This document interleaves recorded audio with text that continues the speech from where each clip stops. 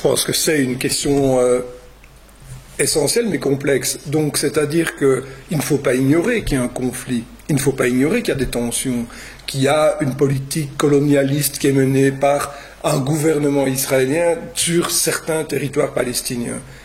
Pour autant, il faut accepter Israël. Moi, je pense que nous ne devons pas, évidemment, mener des politiques de boycott, rompre les relations. Au contraire, il faut maintenir ces relations, il faut dialoguer au plan international.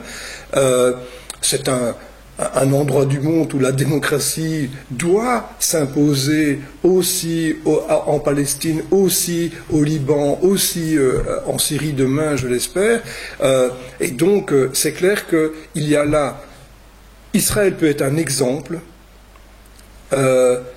dans ce qu'Israël a produit, a conçu depuis évidemment sa création, et doit être un exemple de paix. Et je pense elle est inéluctable, la paix avec les Palestiniens. Elle est indispensable. Il y aura un État palestinien fort à côté d'un État israélien fort. Et ces gens ensemble, ces gouvernements ensemble, ces États ensemble, doivent pouvoir produire là, dans cette région du monde, le miel qui doit couler pour tout le monde. C'est ça qu'il faut viser. Et il y a des perspectives évidemment formidables. Bon, les gisements qu'on a trouvés en mer, etc., doivent...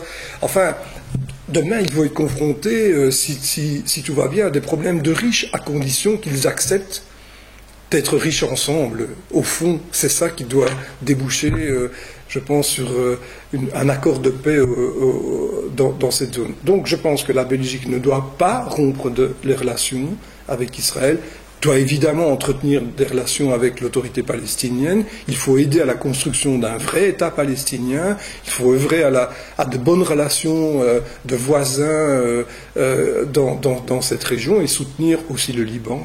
C'est évidemment un pays qui compte aussi pour nous.